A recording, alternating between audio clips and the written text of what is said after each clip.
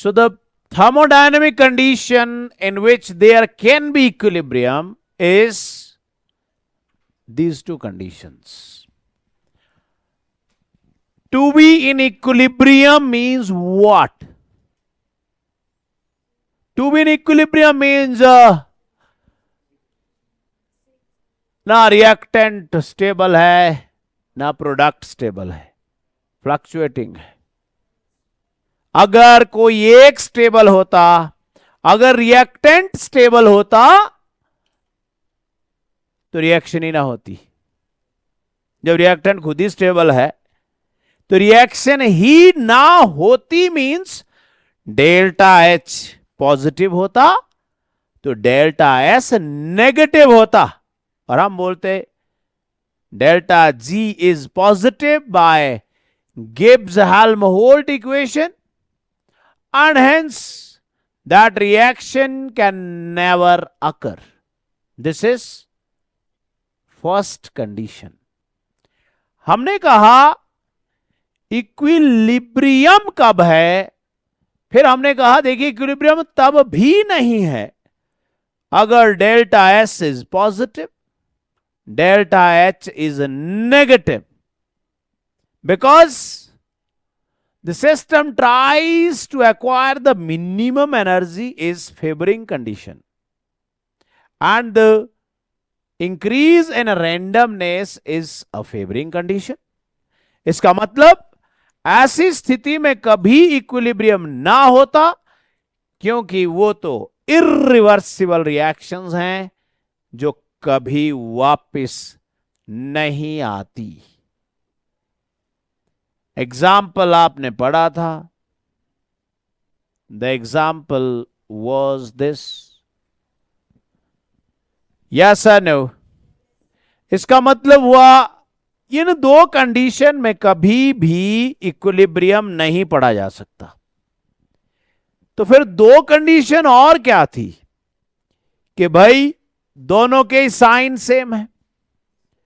अगर delta H positive है means maximum energy is opposing factor. Delta S positive means maximum randomness is a favouring factor. One is opposing factor, one is favouring factor. एक बोल रहा है मुझे आगे जाना है, दूसरा बोल रहा है नहीं नहीं मुझे तो पीछे जाना है. ना आगे जा सकता ना पीछे जा सकता, इसलिए वहां इक्विलिब्रियम है. अगर प्रोडक्ट हर कुछ स्टेबल होता तो डेल्टा जी हाईली नेगेटिव होता और रिएक्शन वापस कभी ना आती. एक कंडीशन अगर फॉरवर्ड में फेवरेबल है तो बैकवर्ड में वही ओपोजिंग है. हमने पढ़ा था अगर फॉरवर्ड का डेल्टा एच पॉजिटिव है तो बैकवर्ड का नेगेटिव है. अगर फॉरवर्ड का डेल्टा एस नेगेटिव है तो बैकवर्ड का पॉजिटिव है.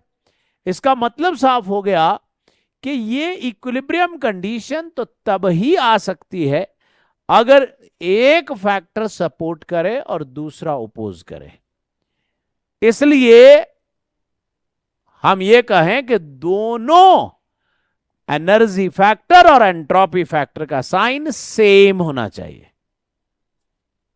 इसलिए कहीं इक्विलिब्रियम की रिएक्शन में मुझे रिएक्शन को देख के ये पता लग रहा है कि इसकी एंट्रोपी पॉजिटिव है, मैं अपने आप वहां लिख दूंगा इसका डेल्टा एच भी पक्का पॉजिटिव रहा होगा, नहीं तो यहां इक्विलिब्रियम. तो बीच में वो इक्विलिब्रियम का साइन आधा एरो आगे आधा पीछे बता रहा है भाई एक फैक्टर सपोर्ट करेगा तो एक ओपोज करेगा. मुझे पता लग रहा है कि एक रिएक्शन है उसमें एंट्रोपी जो है वो नेगेटिव है और बीच में इक्विलिब्रियम का साइन दिया हुआ है. तो मैंने देखा कि अगर एंट्रोपी भाई नेगेटिव है तो पक्का उसका डेल्टा एच नेगेटिव रहा होगा, न तो रिएक्शन ही नहीं हो सकती. समझ में आ गई बात है? नहीं. इसका मतलब हुआ सेम साइन में ही इक्विलिब्रियम हो सकता है. अगर एंथैल्पी और एंट्रोपी का साइन सेम हो तभी वहां इक्विलिब्रियम हो सकता है, नहीं तो इक्विलिब्रियम नहीं हो सकता. मैंने आपको एक बात बताई थी कि भाई एक रिएक्शन जो है वो बहुत फास्ट है और जो दूसरी रिएक्शन है वो चली नहीं रही है। आपने दोनों को इकट्ठा कर दिया तो वो जो ना चल रही रिएक्शन है वो भी अब चलना शुरू हो गई, पर उतनी तेज तो नहीं। बिल्कुल वैसे जैसे मैंने आपको बताया कि जो मैरिज के लिए नाम निकला है couple, that is basically chemistry thermodynamics, coupled reaction. मैंने कहा पंडित जी ने टिप्पणा मिलाया, देखो जी इसमें ये अच्छी बात है, तो वो दूसरे में बुरी बात ढूंढ दी, दूसरे में जो बुरी थी वो इसमें अच्छी ढूंढ दी। मैंने कहा एक के गुण दूसरे के अवगुण हैं और इसलिए दो अवगुणियों को कपल्ड करके गुणी बना दिया, इसलिए आप वो दोनों साथ चल रहे हैं। सो हमने कहा कि वो कपल इसलिए बना क्योंकि केमिस्ट्री के थर्मोडायनेमिक्स है कपल्ड रिएक्शन। अगर वो अकेले अकेले चलते तो ना चल पाते, उनकी जो कमी थी वो कहीं ना कहीं उन्हें जिंदगी में चलने के लिए प्रॉब्लम क्रिएट करती। अब यहां से हमें यह पता लग गया कि इक्विलिब्रियम का मतलब कोई बड़ा अच्छा नहीं है। इक्विलिब्रियम का मतलब यह है कि ना तो रिएक्टेंट स्टेबल है ना प्रोडक्ट स्टेबल है, पर जब वो सपोर्टिंग और ओपोजिंग फैक्टर बिल्कुल बराबर होंगे तो बंदा ना तो उठ सकता ना पड़ सकता। इसलिए इक्विलिब्रियम परफेक्ट होने के लिए डेल्टा एच और टी डेल्टा एस बराबर होने चाहिए, तभी डेल्टा जी जीरो आएगा। सो डेल्टा जी जीरो आना थर्मोडायनेमिक्स में इक्विलिब्रियम चैप्टर की शुरुआत करवाता है। पर हर रिएक्शन परफेक्ट इक्विलिब्रियम में हो ऐसा तो नहीं है, पर इक्विलिब्रियम रिएक्शन में हो ऐसा हो सकता है। वो आगे पीछे चलती रहती है, पर वो रिएक्शन जब तक परफेक्ट इक्विलिब्रियम में ना आए उसको हम नहीं कहते कि इक्विलिब्रियम है, हम बोलते हैं ये तो फॉरवर्ड जा रही है या बैकवर्ड जा रही है। अब हम बात करते हैं कि उस इक्विलिब्रियम के दौरान क्या होता होगा। उस इक्विलिब्रियम के दौरान क्या होता होगा, आप सामने ध्यान दें, आपको समझ आएगा कि इक्विलिब्रियम के दौरान क्या होता है। इज दिस इक्विलिब्रियम के दौरान ये है, दिस इज रिएक्टेंट। जो रिएक्टेंट है उसकी कंसंट्रेशन घट रही है, देख रहे हैं आप सामने, रिएक्टेंट की कंसंट्रेशन घट रही है। और जितना आप सामने देख पा रहे हो रिएक्टेंट की कंसंट्रेशन घट रही है, भाई साहब उतना ही प्रोडक्ट की कंसंट्रेशन बढ़ भी रही है। देख रहे हो यहां, जितना रिएक्टेंट घटा उतना प्रोडक्ट बढ़ा। का मतलब हुआ जैसे जैसे वक्त निकलता गया प्रोडक्ट बढ़ता रहा, कंसंट्रेशन ऑफ प्रोडक्ट बढ़ती रही, तो कंसंट्रेशन ऑफ रिएक्टेंट घटती रही। जितना रिएक्टेंट घटता उतना प्रोडक्ट बढ़ता, जितना रिएक्टेंट और घटता उतना प्रोडक्ट और बढ़ता। एक स्टेज ऐसी आई कि जितना जहां पे rate of forward reaction equal to rate of backward reaction हो गया। का मतलब हुआ, यहां ध्यान दें कि हमारे पास ए और बी ने सी और डी बनाया। आप इधर रिएक्टेंट्स को देखें तो रिएक्टेंट्स कौन थे, रेड और ब्लू इज रिएक्टेंट। जब टाइम जीरो था, मतलब इक्विलिब्रियम शुरू नहीं हुआ था, तो सी और डी कुछ नहीं था। जब ए और बी ने सी और डी को बनाना शुरू किया तो ऐसा माहौल हो गया। इसको, इस डायग्राम को ढंग से समझिए। यह बता रही है कि उसमें इक्विलिब्रियम में ऐसा नहीं है कि ए बी नहीं है। देखो दिख रहा है, वहां सी डी भी है, मतलब इक्विलिब्रियम के अंदर रिएक्टेंट प्रोडक्ट सब होते हैं, रिएक्टेंट प्रोडक्ट सब होते हैं। इसलिए आप मोल कंसेप्ट की उस बात को भूल जाइए कि यहां कोई लिमिटिंग रिएक्टेंट होता है, कोई नहीं होता, क्योंकि वो बन रहा है तो ये भी इसको बना रहा है। जैसे ही कोई कम हुआ फटाफट से वो उसको बना देते हैं और इक्विलिब्रियम एस्टेब्लिश हो जाता है। इसका मतलब हुआ अगर आप ए और बी की रिएक्शन करके सी और डी बना रहे हो तो ए और बी खत्म नहीं हो गया। अरे ए और बी खत्म हो जाता तब तो रिएक्शन फॉरवर्ड हो जाती, तो इक्विलिब्रियम क्यों रहता। उसने सी और डी बनाया पर सारे का सारा ना तो सी और डी बना और ना सारे का सारा ए और बी खत्म हो गया। इसका मतलब सी और डी भी बना है और ए और बी भी बचा हुआ है। And there is rate of forward reaction equal to rate of, मतलब जितना ए और बी सी और डी को बना रहा है उतना सी और डी ए और बी को भी बना रहा है। पर ऐसा क्यों है, क्योंकि भाई ना तो सी और डी ही बहुत स्टेबल है ना ए और बी ही बहुत स्टेबल है। अगर दोनों में से कोई भी स्टेबल हो गया होता तो उस साइड को रिएक्शन मूव कर गई होती। का मतलब हुआ कि इस मिक्सचर को देखो तो इस मिक्सचर के अंदर आपको सब मिल रहे हैं। बता रहा है कि भाई जब वहां परफेक्ट इक्विलिब्रियम आ गया तो ए बी सी डी सब की कंसंट्रेशन सेम हो गई। इट मींस इक्विलिब्रियम के दौरान concentration of reactants and products is constant. Clear होगी बात। इक्विलिब्रियम के दौरान delta H is negative, delta S is negative, delta H is positive, delta S is positive, तब इक्विलिब्रियम हो सकता है। इसका मतलब यह हुआ कि जब हम इस रिएक्टेंट के डिसअपियरेंस को देख रहे हैं तो प्रोडक्ट भी अपीयर हो रहा है, पर अगर ये दोनों यहां आके इक्वल नहीं होते तो इक्विलिब्रियम नहीं होगा। इक्वल होने का मतलब हुआ rate of disappearance is equal to the rate of appearance, या rate of forward reaction is equal to the rate of backward reaction. Clear होगी बात। आप इसको देखिए, ये क्या है, कंसंट्रेशन और टाइम का ग्राफ है। का मतलब हुआ रिएक्टेंट की कंसंट्रेशन घट रही है, रिएक्टेंट घट रहे हैं तो प्रोडक्ट बढ़ रहे हैं, am I right? और उल्टा देखो, प्रोडक्ट घट रहे हैं तो रिएक्टेंट बढ़ रहे हैं, एक ही बात हुई ना। इसका मतलब इक्विलिब्रियम कब है, when rate of forward is equal to rate of backward and then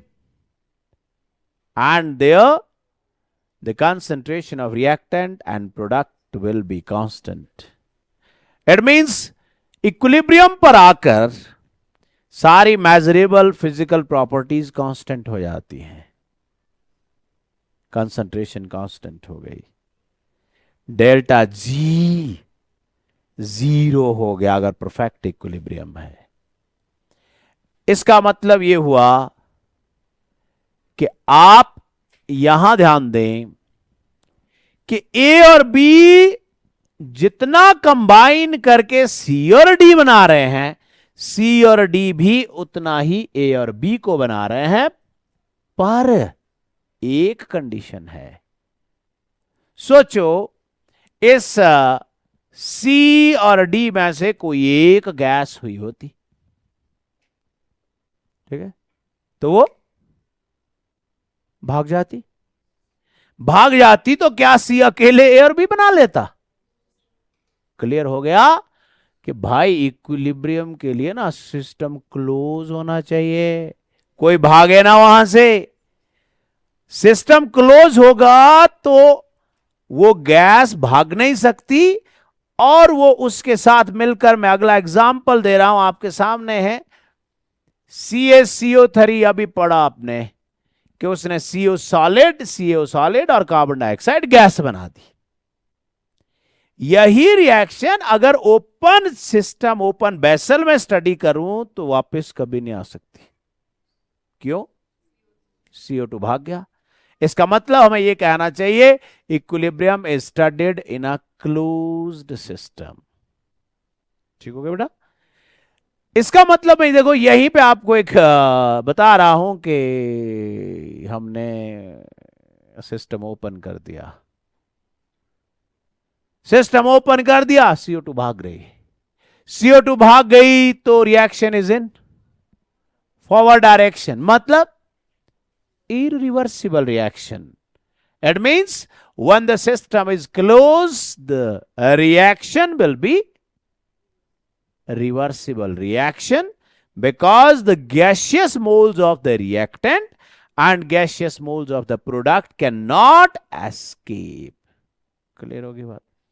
दूसरी बात, कब रिएक्शन वापस नहीं आ सकती?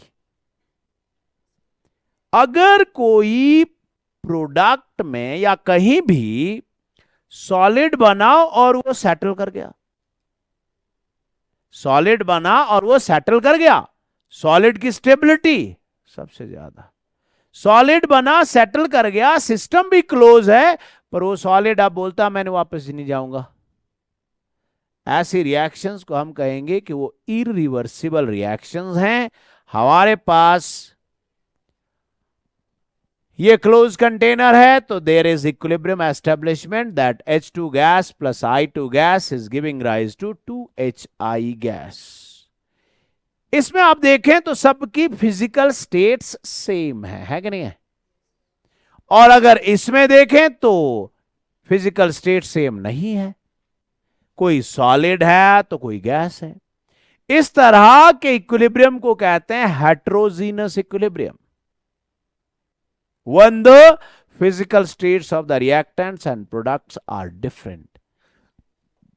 But when the physical state of the reactant and product are same, that is called homogeneous equilibrium. Homogeneous means having the same phase. Heterogeneous means different phase. ठीक होगी बात या नहीं? अब आप जरा आगे चलें तो आपने जो जो कहा वो यहां है। आपने कहा देखिए जी, at equilibrium concentration of the reactants and the products become constant. अगर ऐसा होता है तभी इक्विलिब्रियम आएगा। दूसरी बात आपने लिखी, इक्विलिब्रियम में rate of forward will be equal to rate of backward. Rate of forward, rate of backward same है। तीसरी बात आपने लिखी कि देखिए इक्विलिब्रियम तभी होगा अगर सिस्टम क्लोज हुआ या कोई चीज सेपरेट होने वाली नहीं होनी चाहिए। आपने क्लोराइड के लिए हम एक टेस्ट करते हैं, सिल्वर नाइट्रेट टेस्ट, कि जब सिल्वर नाइट्रेट के कांटेक्ट में Cl नेगेटिव आता है, it form white precipitates of AgCl। तो प्रेसिपिटेट क्या होता है? सॉलिड। इसका मतलब वो वापस नहीं आना चाहता, तो इक्विलिब्रियम साइन है क्या यहां? नहीं है। It means AgCl is solid. So हमने कहा कोई चीज सेपरेट आउट नहीं होनी चाहिए एज अ सॉलिड। ठीक हो गया? अब बात आई ऐसे कि जब इक्विलिब्रियम हो रहा होता है तो ऐसा लगता है कि अगर उस रिएक्शन को देखें तो ऐसा लगता है ये मॉलिक्यूल कोई भी हिलडुल नहीं रहे हैं। आप सोचो कि एक वाटर टैंक है जिसकी इनलेट और आउटलेट की जो पाइप है वो सेम है, और आपने जितना बाहर से पानी आ रहा है आपने आउटलेट लगाया है, एक्सेस वाटर बाहर जा रहा है, और कोई आदमी उस टैंक को देख रहा है, यार पानी ना खड़ा है, हिल ही नहीं रहा है, उसको ऐसा लग रहा है। तो आपकी बुक में दिया गया है कि अगर आप इसमें कहीं वाटर के बजाय D2O डालो, रेडियो एक्टिव हाइड्रोजन डालो, तो आपको पता लगेगा कि वो हिल रहा है और वो रेडियो एक्टिव हाइड्रोजन ड्यूट्रियम उस पूरे में डिफ्यूज कर रहा है, या आपने क्या किया कि उस वाटर की मूवमेंट को जानने के लिए उसमें रेड इंक डाल दी। थोड़ी देर बाद आप देखने लगे कि वो बाहर जाना शुरू हुई। इसका मतलब इक्विलिब्रियम इज नॉट स्टैटिक। दो तरह का फ्रिक्शन होता है, one is static, one is dynamic. So equilibrium is a dynamic in nature, very important. Equilibrium is dynamic.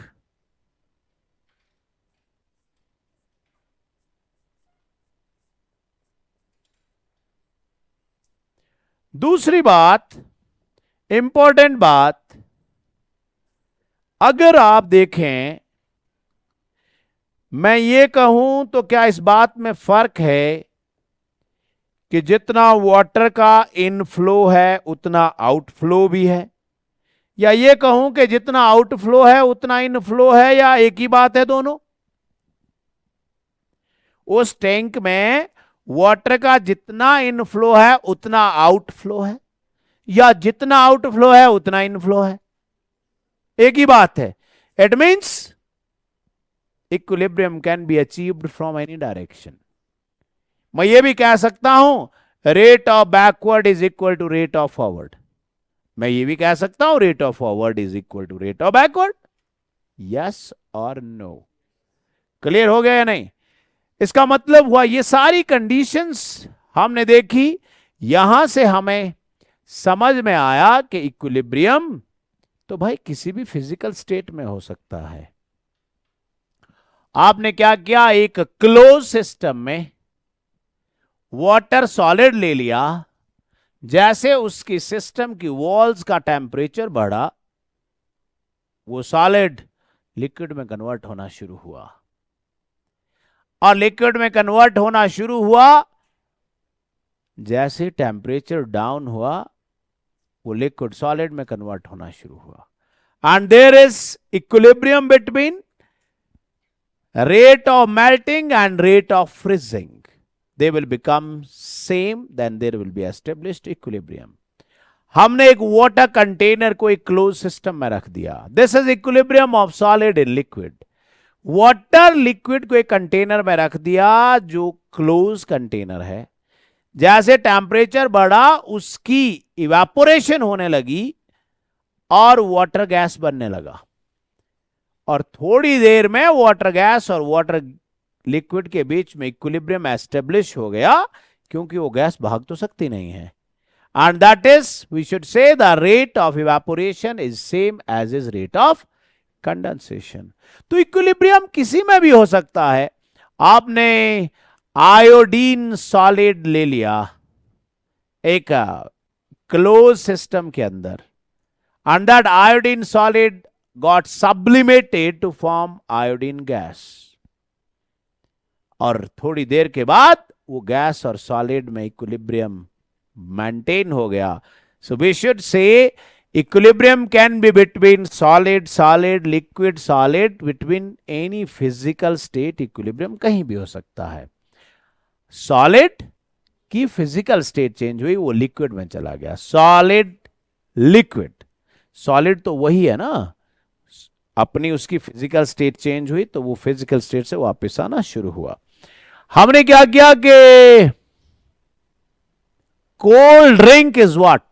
Carbonated beverages. Means आपने CO2 गैस को पानी के अंदर ठूंस दिया और ऊपर से कॉर्क लगा दिया, समझ आ गया? कर दिया क्लोज सिस्टम। वो गैस बाहर तो आना चाहती पर आ नहीं सकती। It means there is equilibrium between CO2 gas and CO2 in solution form. पर अगर आपने वो कॉर्क खोला तो गैस भाग गई। That's what we are saying, that it should be a close system. आपने क्या किया, मैंने आपको कहा था barium meal. Barium meal is barium sulphate. Barium sulphate is sparingly soluble in water, बहुत कम सॉल्युबल है। आपने 10 ग्राम बेरियम सल्फेट डाला, 2 ग्राम सोल्यूशन में चला गया। इसका मतलब हुआ थोड़ी देर के बाद वहां डिसॉल्व्ड और अनडिसॉल्व्ड के बीच में इक्विलिब्रियम हो गया। जिसको हम क्या कहते हैं? Saturated solution. कुछ बेरियम सल्फेट नीचे सॉलिड फॉर्म में बैठा हुआ है और कुछ सिर्फ सोल्यूशन फॉर्म में है। So there is equilibrium between barium sulphate solid and barium 2 positive and sulphate 2 negative in aqueous medium. इसका मतलब हुआ कि इक्विलिब्रियम के लिए फिजिकल स्टेट कोई बार नहीं है, वहां इक्विलिब्रियम कहीं भी हो सकता है। This all properties we did right now and now we are into, आप आइडेंटिफाई करो कि इसमें से कौन सी रिएक्शन होमोजीनस इक्विलिब्रिया है और कौन सी हेटेरोजीनस है। ये सॉलिड है, ये गैस है, ये सॉलिड है और ये गैस है। It means this an example of heterogeneous equilibria. आप ध्यान दें, अगर ये ऐसा होता है तो ये रिएक्शन रिवर्सिबल नहीं होगी, पर अगर ऊपर वाले में मैं इसमें क्लोज सिस्टम लेता हूं तो ये रिएक्शन पक्का रिवर्सिबल होगी। Yes sir no? इसका मतलब मैंने यहां सिस्टम को क्लोज रखा है, this will be equilibrium reaction. तो कहते हैं कि जब आयरन सॉलिड में वाटर स्टीम डालते हैं और सिस्टम ओपन हो तो फेरिक ऑक्साइड बनता है, पर अगर क्लोज सिस्टम हो तो इक्विलिब्रियम रहता है और इक्विलिब्रियम वापस भी आ सकता है। तो ये रहा एक ओपन सिस्टम जिसमें इक्विलिब्रियम नहीं है और वो एस्केप कर गया, और यहां रही डिफरेंट फिजिकल स्टेट, इसलिए मैं कहूं कि ये है heterogeneous equilibria. So should I say these all they are homogeneous equilibria? यहां गैस, वहां गैस, यहां गैस, वहां गैस। क्या मैं आपसे पूछ सकता हूं, क्या मुझे इनके डेल्टा एच के साइन बताएं? बता सकते हैं आप? बताओ जी, पहले का डेल्टा एच क्या होना चाहिए? Should I say the delta H here is positive? क्यों? क्योंकि delta S here is positive. Yes और नो बेटा? अगर मैं आपसे यह पूछूं कि इसका डेल्टा एच क्या है तो क्या बोलोगे? मैं पूछ रहा हूं आपसे बीच बीच में किसी किसी रिएक्शन का, मैं पूछ रहा हूं कि इसका डेल्टा एच क्या है। आप बुरा ना माने तो कह दूं कि इसका डेल्टा एच नेगेटिव है, तो बोल दूं कि इसका डेल्टा एस नेगेटिव है। बोल दूं कि इधर मैं कुछ नहीं बोल सकता, because number of gaseous moles of reactant is same as is number of gaseous moles of product. अगर डेल्टा एनजी बढ़ता है तो एंट्रोपी बढ़ती है, पर अगर डेल्टा एनजी सेम है, गैसेस के मोल 2 यहां है 2 यहां है, तो फिर एंट्रोपी के बेसिस पे मैं कुछ नहीं कह सकता। क्या मैं कह सकता हूं कि इसका डेल्टा एच पॉजिटिव है? अब आप ध्यान दें एक बात की तरफ, ये रिएक्शन अभी भी आपने थर्मोडायनेमिक्स में की, एस्टेरिफिकेशन रिएक्शन, जिसका डेल्टा एच 0 होता है। बट हम कह सकते हैं कि यहां से यहां जाते हुए फोर्स ऑफ इंटरेक्शन घट रही है, इसलिए एंट्रोपी बढ़ रही है। इसका मतलब हर रिएक्शन के पीछे कोई ना कोई रीजन जरूर है, या तो उसको डेल्टा एच फेवर कर रहा है या उसको डेल्टा एस फेवर कर रहा है।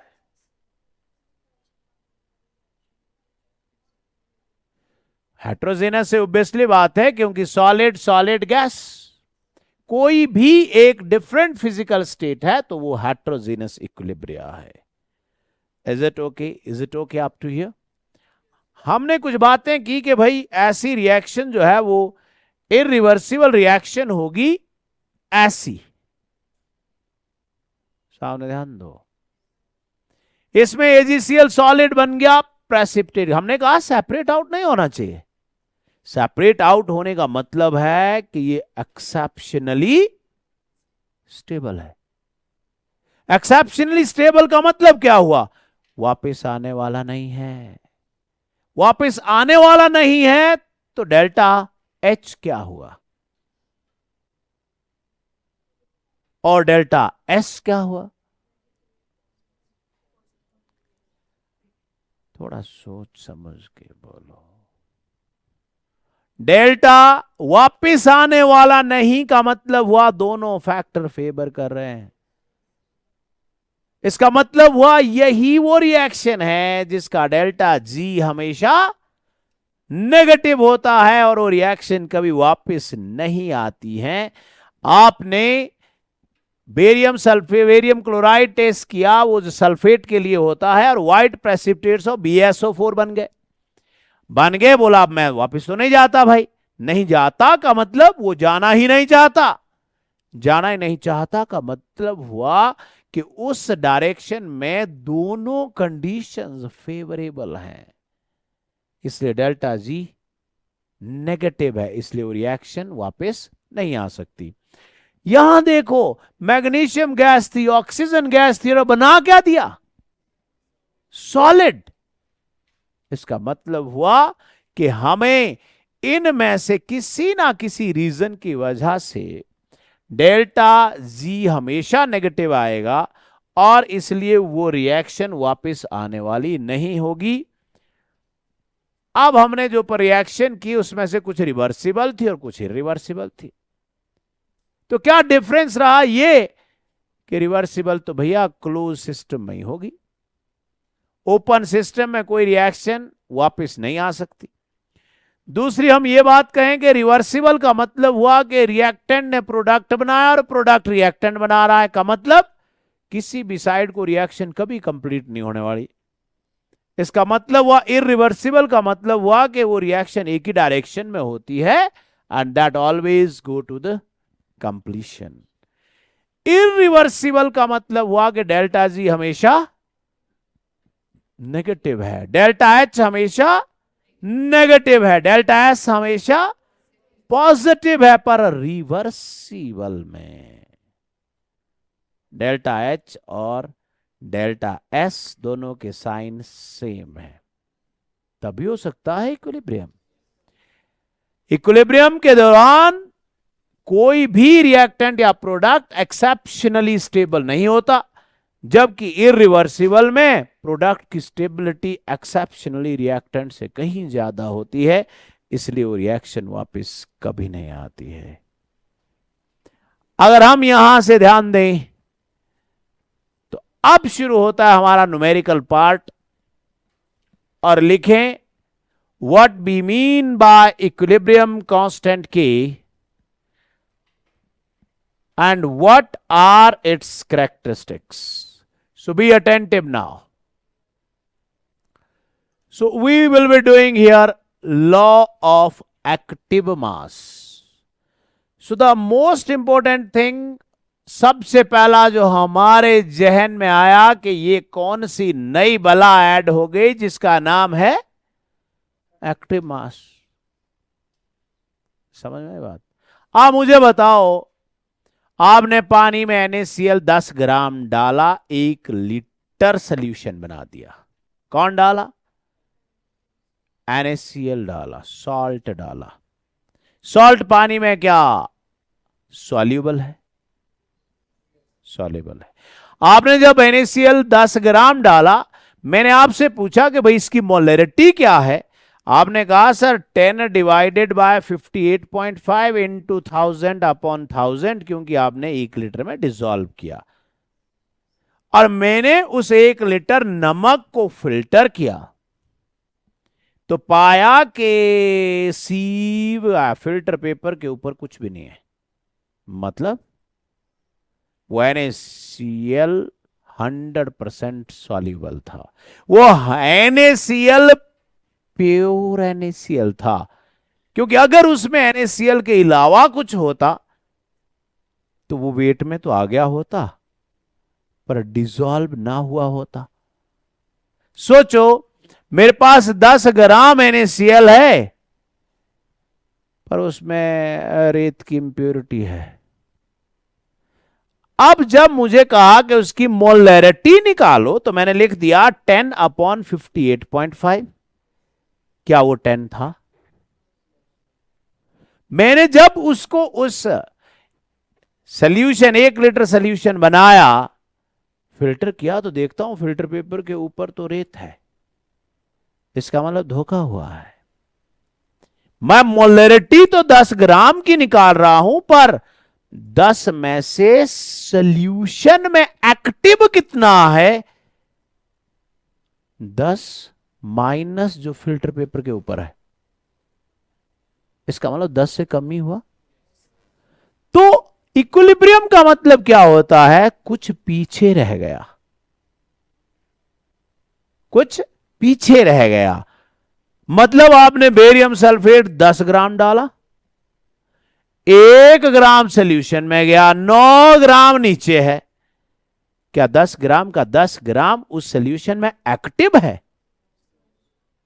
इसलिए आज हमें एक्टिव मास की जरूरत पड़ी, क्योंकि एक्टिव मास की जरूरत तब है जब कोई इंप्योर है, जब कोई इक्विलिब्रियम में है, क्योंकि उसका कुछ पार्ट तो डिसोसिएट किया और कुछ नहीं किया। इसका मतलब अगर आपको मोलैरिटी निकालनी होती, आप 10 ग्राम ले लेते, मोलर मास से डिवाइड कर देते, पर क्या वो सारा मास एक्टिव था? एक्टिव मींस जो बैठा हुआ नहीं है, जो सॉल्यूशन में है, जिसकी वजह से नमक हुआ, उसमें रेत की वजह से तो नहीं हुआ। इट मींस हमें कहना चाहिए कि किसी प्योर कंपाउंड में मोलैरिटी ही एक्टिव मास है, पर किसी इम्प्योर का एक्टिव मास मोलैरिटी से कम होता है। या मैं ये कहूं कि it is active mass which is actual concentration. Active mass means which actual concentration. मतलब आपने 10 ग्राम डाला, अबे 10 ग्राम का 10 ग्राम अगर एक्टिव है तब तो एक्टिव मास है ना। यहां तो इक्विलिब्रियम है। आप अगर उसका 10 ग्राम डाल रहे हो, कुछ आयन में डिसोसिएट हो गया, कुछ ऐसे ही रह गया। अब जो ऐसे ही रह गया उसकी आप मोलैरिटी तो बोल सकते हो, पर एक्टिव मास नहीं बोल सकते। इसका मतलब हुआ, ये जो टर्म हम यूज करते हैं एक्टिव मास,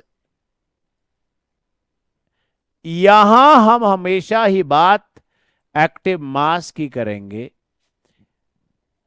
पर ये एक्टिव मास कौन है कि कितने उसके moles per unit volume, means कितनी उसकी एक्चुअल मोलैरिटी है। am I right? And this active mass is represented beta by square bracket, is represented as this। मतलब किसी को ऐसी ब्रैकेट के अंदर लिखने का मतलब हुआ कि उसका यूनिट है, यहां लिखा है मोल पर लीटर, मोल पर लीटर। और आप ध्यान दो, हमने एक जगह लिखा है that P V is NRT is ideal gas equation. लिखा है कि नहीं लिखा है? तो यहां से बताओ आप कि N/V किसके बराबर है? सो शुड आई से N/V इज P/RT। तो मैं ये कह दूं कि कहीं भाई कंसंट्रेशन को प्रेशर में कन्वर्ट करना होगा, तो आप उस स्क्वायर ब्रैकेट की जगह क्या पुट कर देना, आपने स्क्वायर ब्रैकेट को हटाना है। आपने स्क्वायर ब्रैकेट को हटाना है, तो आप वहां P/RT लिख दो ना। N/V is what? Active mass. That is same as is P/RT। तो अगर किसी के गैस के मोल्स दिए हैं, तो उस कंसंट्रेशन को आप प्रेशर में कन्वर्ट कर सकते हो ना।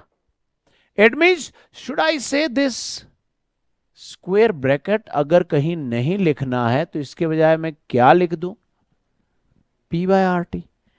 बताइए ये बात सही है या नहीं है? So this is what we mean by active मास।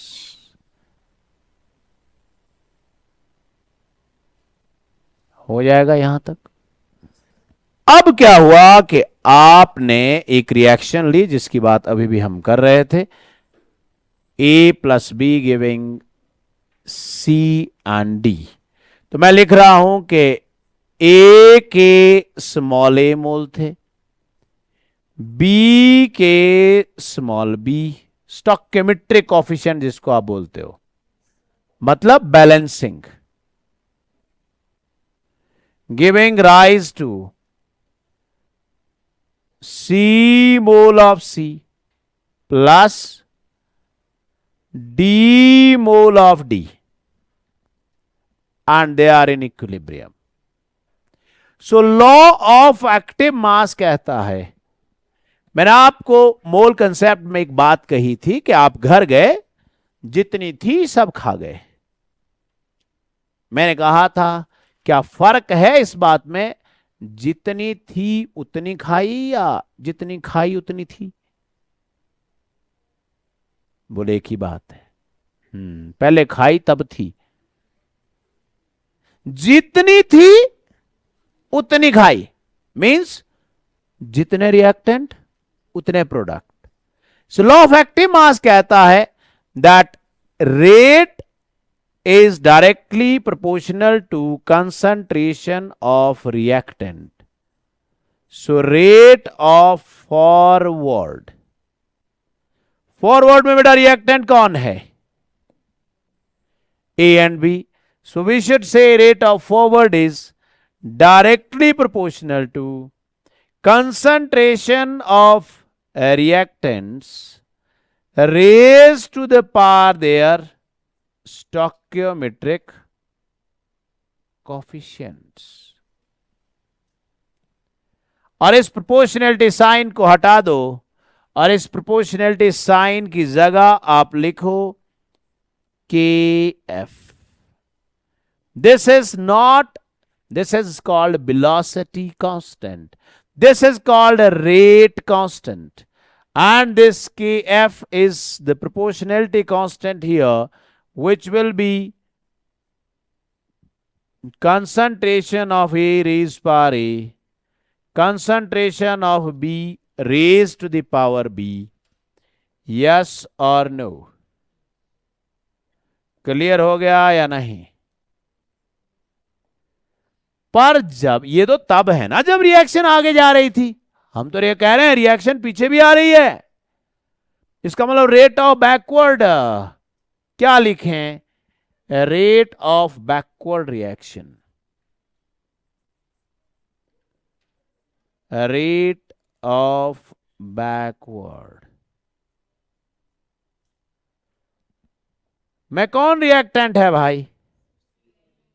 इसका मतलब this is directly proportional to concentration of reactant C raised to the power C, reactant D raised to the power D, that is equal to a rate constant for backward into C raised to the power C, D raised to the power small d। Is it okay? फिर क्या हुआ जब equilibrium हुआ? बताओ क्या हुआ? जब equilibrium हुआ तो rate of forward equal to rate of backward हो गया। सो हमने लिखा rate of forward at equilibrium, rate of forward is equal to rate of backward.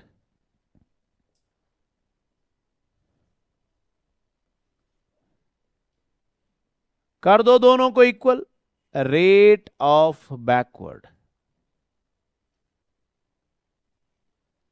तो जब आप इनको आमने सामने लिखोगे तो आपके पास आ जाएगा K forward upon K backward is equal to product of the concentration of products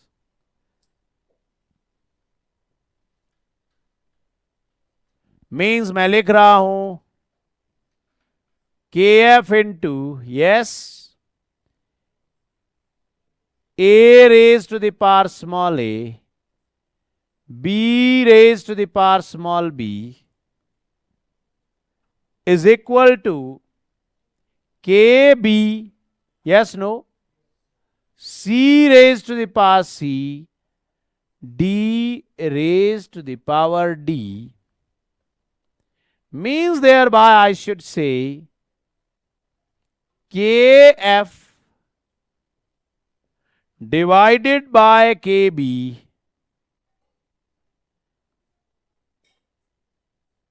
no is equal to product of the concentration of products C raised to the power C, D raised to the power D divided by A raised to the power A, B raised to the power B. Am I right? And this ratio of the constant is called equilibrium constant K. तो आपको क्या दिया है भाई? Assignment में question दिया है कि रेट कांस्टेंट फॉरवर्ड इतना है, रेट कांस्टेंट बैकवर्ड इतना है, आप इक्विलिब्रियम कांस्टेंट के निकालें तो क्या हम यहां से निकाल लेंगे जी? Is it okay? This is what is equilibrium constant K. So how should we define equilibrium constant K? How should we define? It is defined as the ratio of the product of the active masses of the products. मैं molarity नहीं बोल रहा हूं. Ratio of the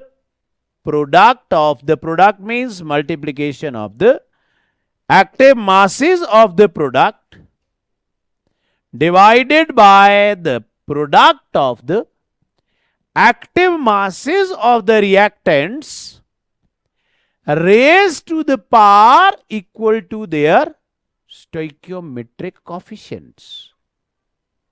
Is it okay or not?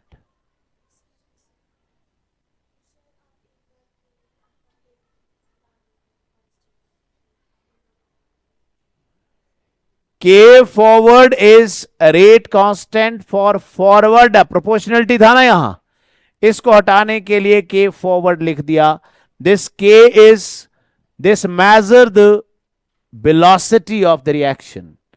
This when reaction will be coming backward, I am writing that is rate constant for backward reaction. And from here, अब आप ध्यान दो यहां, ये आपको बताएगा कि रिएक्शन कहां जा रही है. सोचो कि सी और डी की कंसंट्रेशन वही है जो ए और बी की है, तो रेशियो क्या आया? We will say that is in perfect equilibrium. सोचो कि सी डी थोड़ा ज्यादा है, ए बी थोड़ा कम है, तो के की वैल्यू क्या आएगी? Greater than 1. इट मीन्स हम बोलेंगे रिएक्शन थोड़ी आगे को है. इक्विलिब्रियम तो है पर परफेक्ट नहीं है. मैं आगे एक एक बात इसकी समझा रहा हूं, पर मैं यहां अभी यह समझाना चाहता हूं कि इसमें ये जो स्क्वायर ब्रैकेट है इसका क्या मीनिंग है. दिस इज एक्टिव मास, इसलिए इस इक्विलिब्रियम कांस्टेंट को बोलते हैं के सी. सी का मतलब जिसमें एक्टिव मास मतलब किसी की कंसंट्रेशन हो. आप सोचो, मैंने यहां ए बी सी डी में कोई फिजिकल स्टेट लिखी है? नहीं लिखी है। अगर ये गैस होती तो इसका प्रेशर होता, प्रेशर होता तो केसी ना बोलता, के पी बोलता। तो इस इक्वेशन को अगर मुझे केपी की टर्म में लिखना होता तो लिखो, मैं क्या लिखता? मैं लिखता K P is equal to product of the partial pressure. अब कंसंट्रेशन नहीं है ना, क्योंकि गैसेस होती तो क्या होता? फिर तो पार्शियल प्रेशर होता। प्रोडक्ट ऑफ द, तो मैं लिखता, देखिए सी कौन है जी? गैस है, तो गैस का कुछ प्रेशर होता। डी कौन है जी? गैस है। Yes no? ए कौन है जी? अब गैस है। बी कौन है? मान लेते हैं कि वो भी गैस है। अगर ऐसा हुआ तो ये इक्विलिब्रियम कहां होगा? जहां सारे रिएक्टेंट्स और प्रोडक्ट में होमोजीनस इक्विलिब्रिया होगा और सारे के सारे कौन होंगे? गैसेस होंगी। तब ऐसा बिहेवियर आएगा तो मैं उसको कह दूंगा भाई ये तो है केपी। कौन है? केपी है। तो वो कहता है कि केपी और केसी रिलेट भी हो सकते हैं। हम पहुंचे यहां, हम पहुंचे यहां। हमने कहा कि इसमें इस स्क्वायर ब्रैकेट की जगह पी बाय आर टी डाल दो तो रिलेट हो जाएंगे। So write down relationship between Kp and Kc. उसके लिए आप पहले केसी लिख लें। Kc is equal to, reaction वही है, Kc is equal to active mass of the product of the active mass of the products divided by product of the active masses of the reactants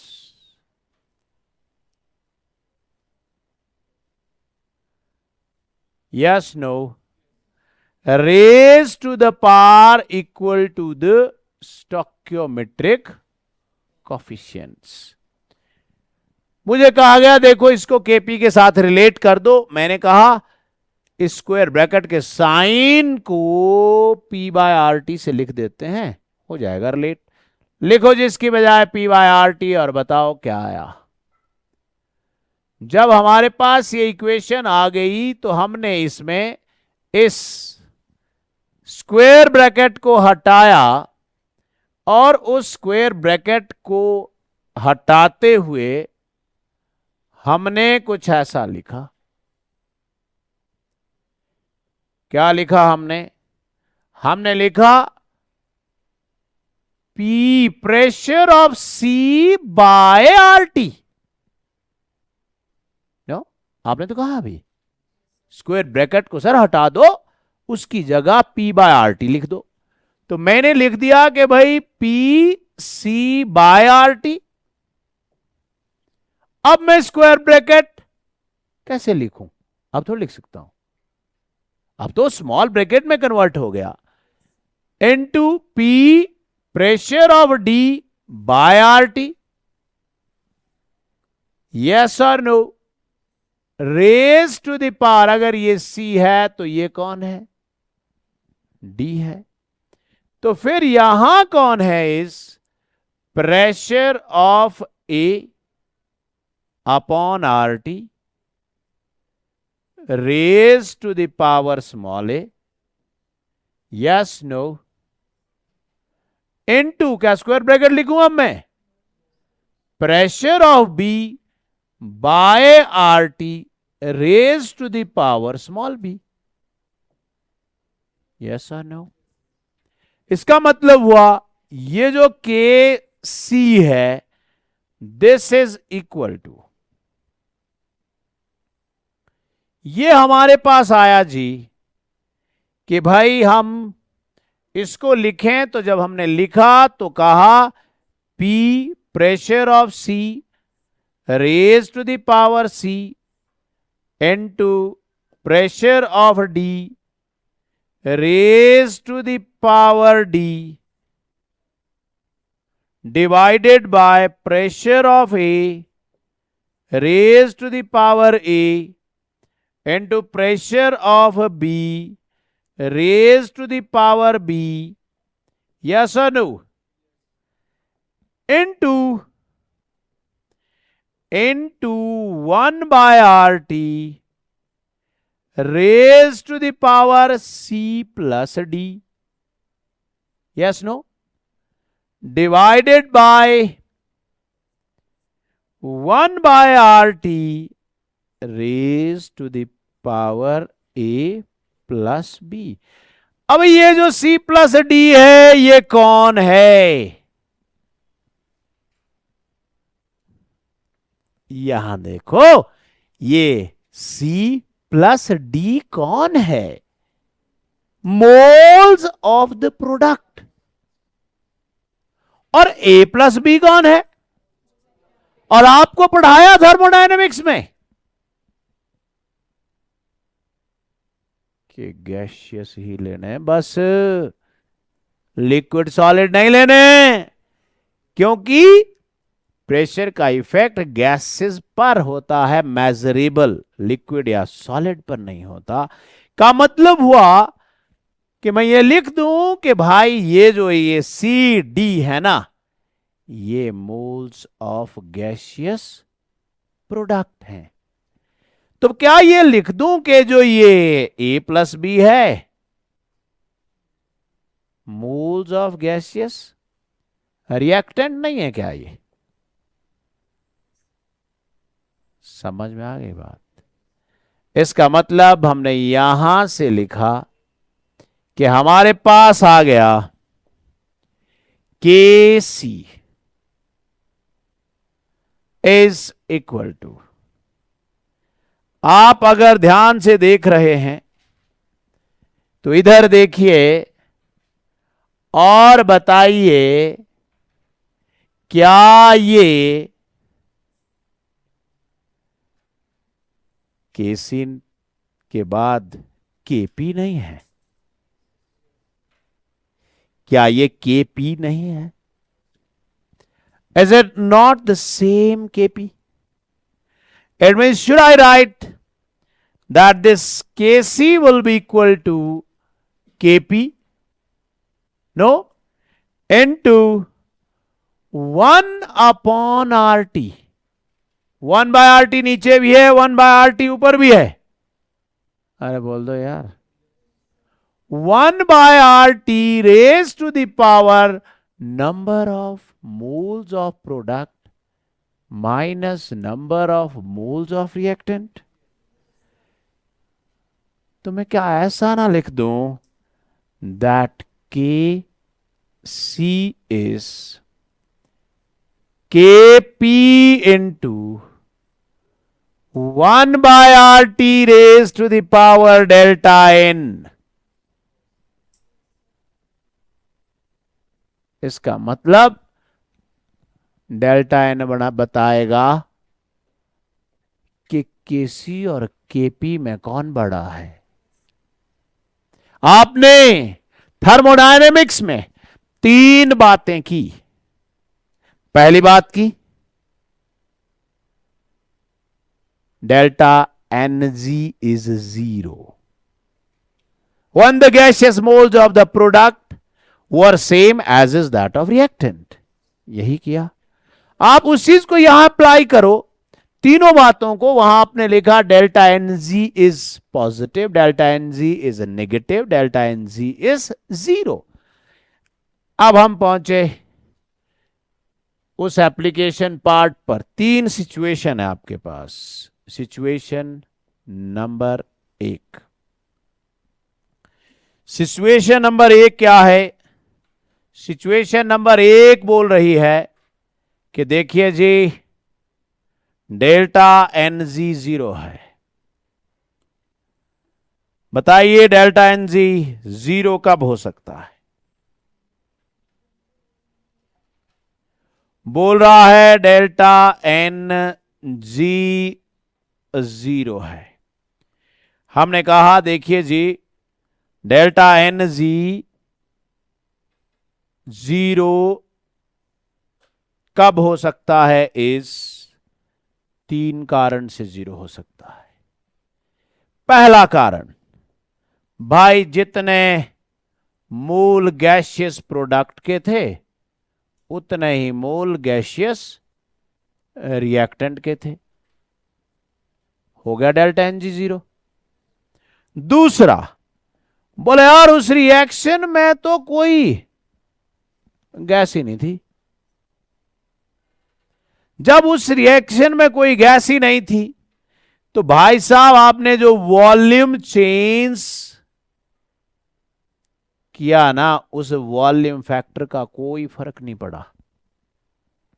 measurable effect is for, किसके लिए बताया गया था? Gases. इसका मतलब इन तीन situation की वजह से डेल्टा एनजी जीरो हो सकता है, और मैं तब ये कहूंगा के सी और केपी एक दिया है तो दूसरे को निकालने की जरूरत है ही नहीं। क्यों निकालना भाई? सेम नहीं होगा वो। समझ में आ रही बात? ऐसी सिचुएशन में केसी और केपी सेम हो जाएगा। आपने वहां लिखा था सिचुएशन नंबर 2।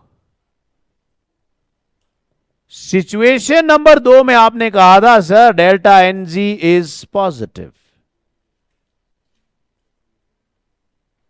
जब डेल्टा एन जी पॉजिटिव हो गया का मतलब हुआ gaseous moles of product is greater than gaseous moles of reactant. No? और अगर ऐसा हुआ तो क्या K P K C into R T नहीं होगा? K P will be K C into R T. So then I should say K P will be Kc into RT raised to the power delta n।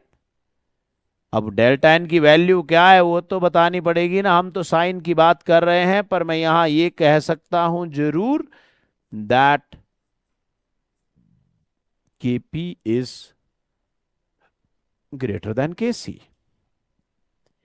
Yes और no? अब बात करते हैं तीसरी। हमने कहा कि ऐसा नहीं है कि डेल्टा एन जी वो नेगेटिव भी हो सकता है। अगर वो नेगेटिव हुआ तो number of gaseous moles of product reactant से रिएक्टेंट के मोल ज्यादा हो जाएंगे, और फिर मैं ये कहूंगा कि K C K P into R T raise to the power delta N हो जाएगा। नीचे था ना, ऊपर आ जाएगा। इसका मतलब के सी के पी से बड़ा हो जाएगा। सही है?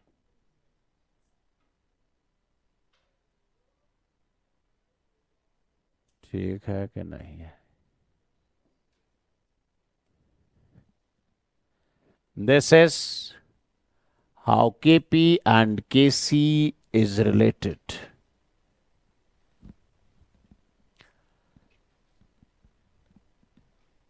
अब आई कैरेक्टरिस्टिक ऑफ इक्विलिब्रियम कांस्टेंट के। अगर आपके पास एक रिएक्शन दी है और यह कहा है कि इसके इक्विलिब्रियम कांस्टेंट की वैल्यू इतनी है, तो बताओ जो नीचे दी गई रिएक्शन है उसके लिए इक्विलिब्रियम कांस्टेंट कितना होगा। आप सामने ध्यान दें, सिंपल सी रिएक्शन से शो कर रहा हूं कि यहां से आपसे क्या पूछा जा सकता है। दिस इज कैरेक्टरिस्टिक नंबर 2, जिसमें आप लिखोगे if stoichiometric coefficient is changed, the equilibrium constant K also got changed. क्या आपने स्टोक्योमेट्री बदल दी तो इक्विलिब्रियम कांस्टेंट K भी बदल गया। हमें रिएक्शन दी गई H2 gas plus I2 gas in equilibrium with 2HI gas. ठीक हो गया, H2 gas plus I2 gas in equilibrium with 2HI gas in a closed system. कहा गया भाई देखो इसका इक्विलिब्रियम कांस्टेंट K 16 है। ठीक हो गया, तो बताओ इस रिएक्शन के लिए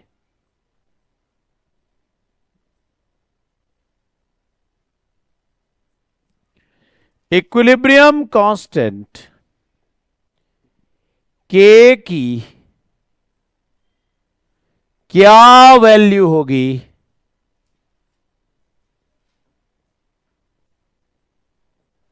What will be equilibrium constant K for this reaction? अभी हम कुछ नहीं बोलेंगे, हम इसको प्रूव करेंगे। What will be K? पूछा गया what will be K for the reaction HI gas in equilibrium with half H2 gas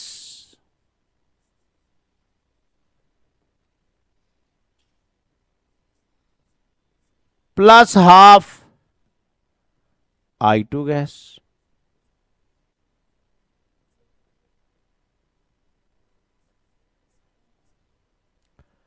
और सिस्टम तो सारे ही क्लोज्ड हैं, न तो इक्विलिब्रियम नहीं होना था।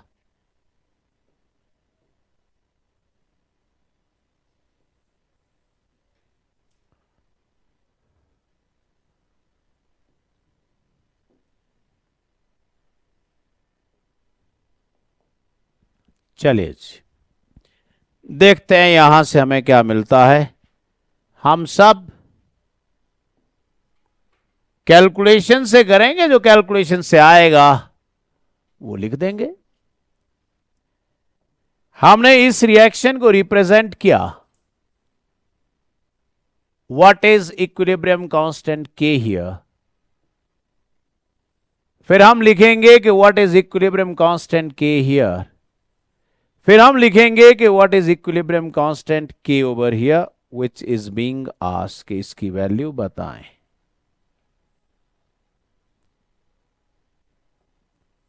लिखिए जी, इक्विलिब्रियम जो ऊपर दिया गया है उसकी आप पहले एक्सप्रेशन लिखिए। तो मैंने कहा देखिए जी यहां से equilibrium constant K is coming out to be, yes, concentration of HI raised to the power 2 active mass की बात हो रही है, divided by that of H2 into I2। इसी तरह से नीचे की इक्वेशंस भी लिख दी जाएं। Active mass of H2, active mass of I2।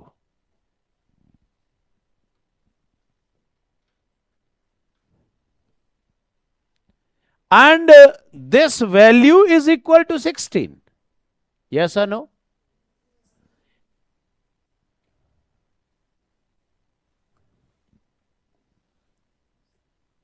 This value is 16.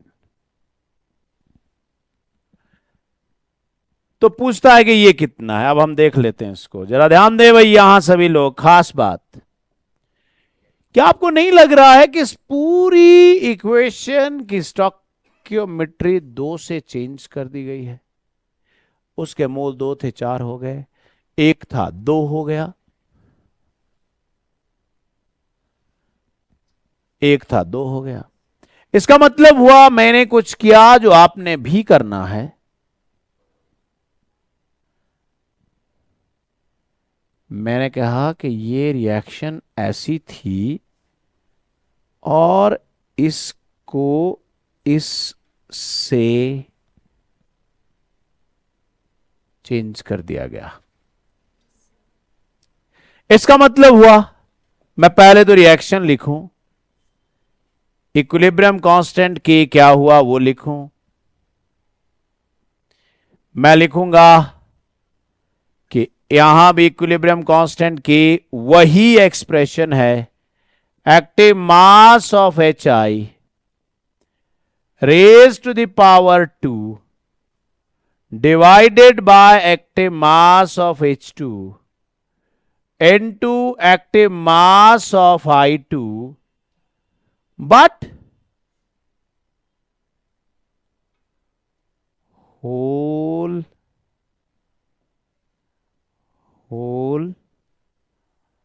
raised to the power 2।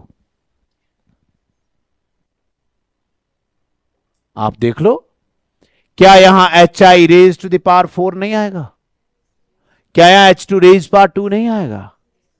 But मैंने ये क्यों किया? ताकि आप इस बात को समझ सको कि this equilibrium constant K is nothing but 256। नहीं समझे?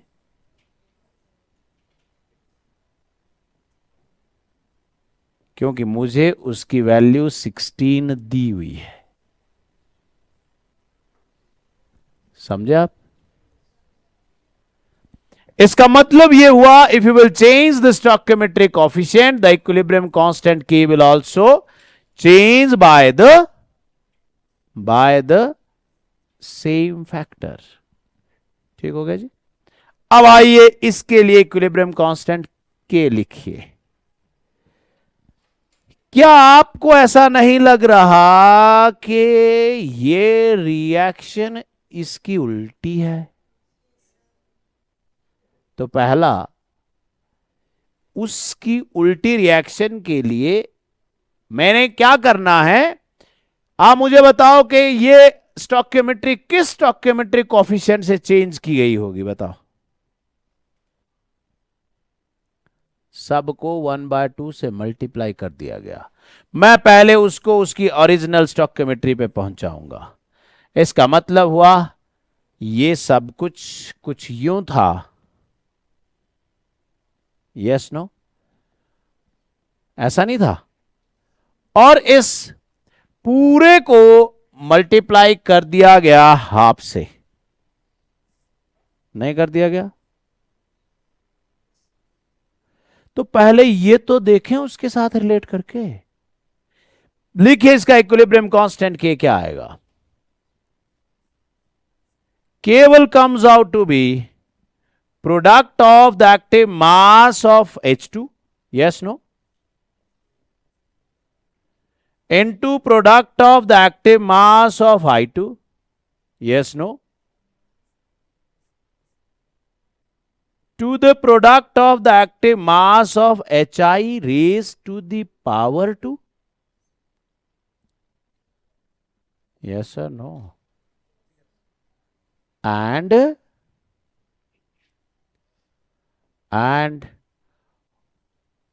whole raised to the power 1/2. Don't you think this is inverse of this? It means my answer is 4 अगर आपको बुरा ना लग रहा हो. It means this is 1/16. Am I right? इसका मतलब साफ हो गया. अगर आपने रिएक्शन को रिवर्स किया तो इक्विलिब्रियम कांस्टेंट इनवर्स हो गया. अगर आपने रिएक्शन को रिवर्स किया तो इक्विलिब्रियम कांस्टेंट इनवर्स हो गया. मतलब अगर आगे के लिए इक्विलिब्रियम कांस्टेंट 100 है तो पीछे के लिए 1/100 है. आगे के लिए 1000 है तो पीछे के लिए 1/1000 है. यस और नो? इसका मतलब हुआ साफ कि आज के बाद हम इस बात का खास ध्यान रखेंगे कि अगर रिएक्शन उल्टी हुई है तो इक्विलिब्रियम कांस्टेंट को हम 1/4. Is it right? क्लियर हो गया ना?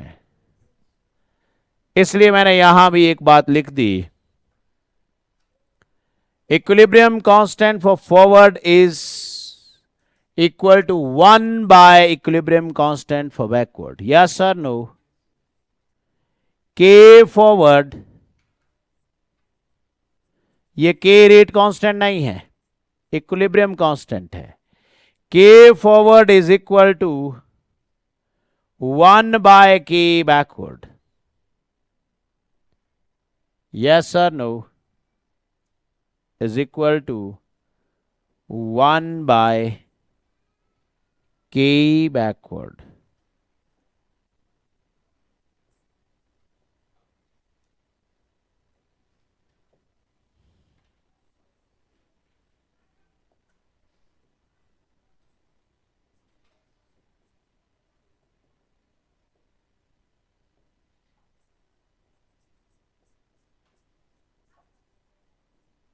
मतलब अगर एक रिएक्शन आगे को नहीं चल रही है तो वो फिर वो पीछे को चल रही है. उसका यही मतलब हुआ. अगर एक रिएक्शन आगे को नहीं जा रही है का मतलब वो पीछे को जा रही है. तो ये तीसरी कैरेक्टरिस्टिक्स की तरफ जाने से पहले हम ये इंश्योर कर लें कि अगर इक्विलिब्रियम कांस्टेंट फॉरवर्ड रिएक्शन का 100 है तो बैकवर्ड का 1/100 होगा. ये पक्का है. क्लियर हो गया कि स्टोइकियोमेट्री से इक्विलिब्रियम कांस्टेंट के को क्या फर्क पड़ेगा? क्योंकि जो यहां मेन क्वेश्चन है वो इक्विलिब्रियम कांस्टेंट के ही है. इसलिए अगली कैरेक्टरिस्टिक है कि इक्विलिब्रियम कांस्टेंट के का डिफरेंट यूनिट होता है डिपेंडिंग अपॉन फिजिकल स्टेट. तो आप सामने दी गई रिएक्शंस को मैं इक्विलिब्रियम कांस्टेंट के का यूनिट निकालें, पर दो बहुत इंपॉर्टेंट बातें समझ लें. अगर मेरे पास हाथ में 10 ग्राम ग्लूकोज है तो कितनी कंसंट्रेशन हुई? 10/180. She is absolutely wrong. ये तो मोल हुए. कंसंट्रेशन तो तब होगी जब इसको पानी में डालूंगा. N/V. अगर V ही है तो भी कंसंट्रेशन नहीं है. अगर N ही है तो भी कंसंट्रेशन नहीं है. आप इस बात को बड़े ध्यान से समझिए कि अगर आपके पास रिएक्टेंट या प्रोडक्ट में कोई सॉलिड है, उसका एक्टिव मास कुछ नहीं है. कहां है एक्टिव? सॉलिड है. उसको आप किसी भी इक्विलिब्रियम में रिप्रेजेंट नहीं करोगे, क्योंकि आपने कहा rate active, law of active mass ने कहा rate is directly proportional to active mass of reactant. तो अगर वो रिएक्टेंट सॉलिड हुआ, सॉलिड की कोई कंसंट्रेशन होती है? नहीं होती। आपको मैंने कहा कि आपने 100 ml प्योर वाटर लिया, बताओ कितनी कंसंट्रेशन है? प्योर वाटर क्या है उसमें? वो तो सॉल्वेंट है। मैंने कहा वो कौन है? वी। वी थोड़ी ना कंसंट्रेशन है, कुछ एन भी तो डालो उसमें। इसका मतलब हुआ कहीं अगर रिएक्शन में वाटर एक्सेस में हुआ, लिक्विड लिखा हुआ होगा रिएक्टेंट में, तो भाई वो सॉल्वेंट है। एक्टिव मास सॉल्वेंट का नहीं होता, एक्टिव मास सॉलिड का नहीं होता। पर अगर वही कहीं H2O ब्रैकेट में एक्वस लिखा हुआ है तो ले लीजिए आप, इसका मतलब वो प्योर सॉल्वेंट नहीं है। इन बातों को ध्यान में रखते हुए सामने का बहुत इजी सा काम दिया मैंने आपको, इन सब के इक्विलिब्रियम कांस्टेंट के सी और के पी के यूनिट बताएं। सबसे पहली बात जो सामने दिख रही है वो ये कि उसका यूनिट हो ऐसा जरूरी नहीं है, ये डिपेंड करता है number of moles of product reactant and their physical state. कुछ समझे? का मतलब हुआ आप इसका इक्विलिब्रियम कांस्टेंट के की एक्सप्रेशन लिखिए। आपने लिख दिया equilibrium constant K C is equal to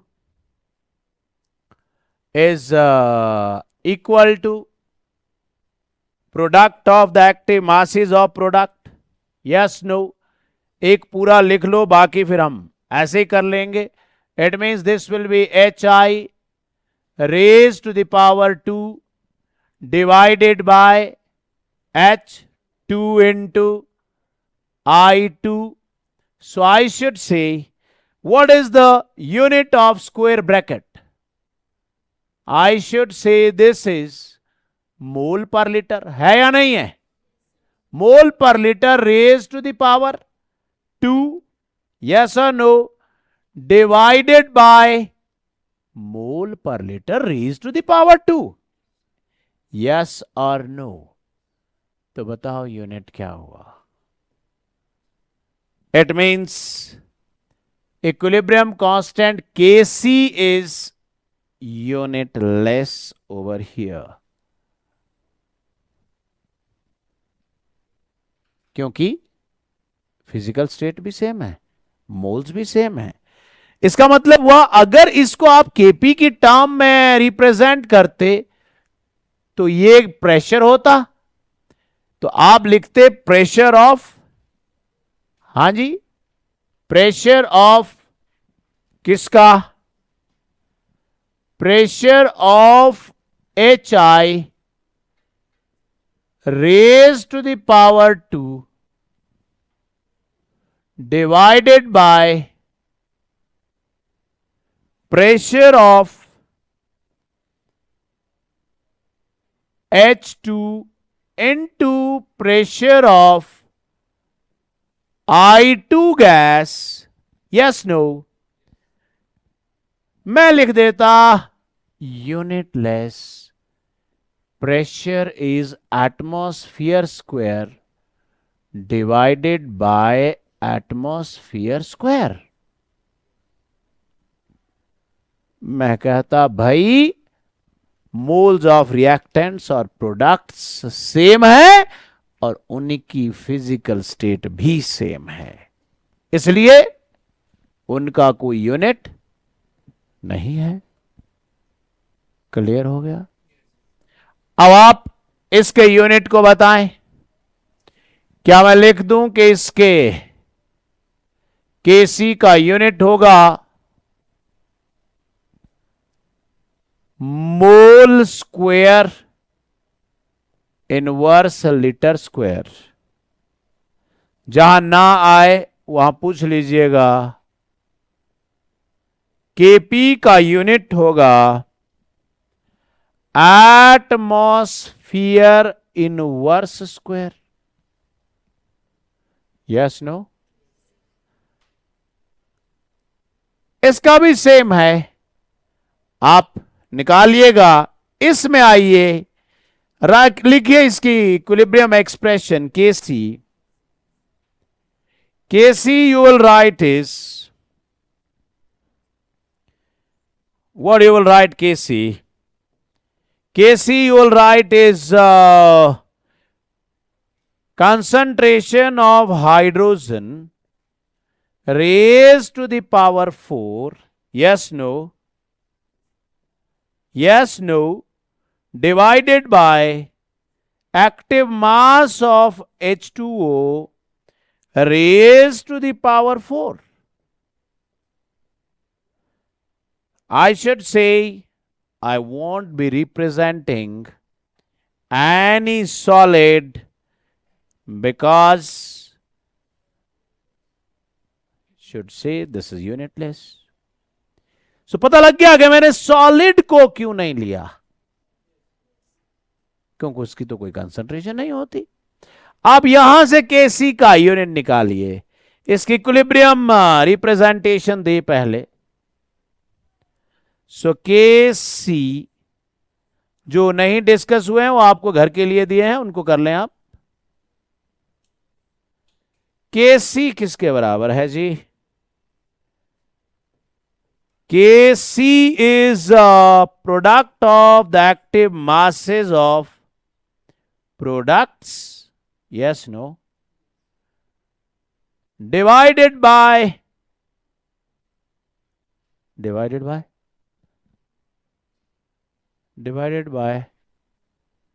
water liquid. वो कौन है? सॉल्वेंट है, उसकी भी कंसंट्रेशन होती है, इसलिए मैंने वहां 1 लिख दिया। 1 मींस इंडिपेंडेंट, उसका कोई रेलेवेंस नहीं है, इसलिए मैं सॉलिड को कहीं इक्वेशन में लिख सकता हूं, पर लिखूंगा उसकी जगह 1। It means I should say the unit of KC is mole per liter.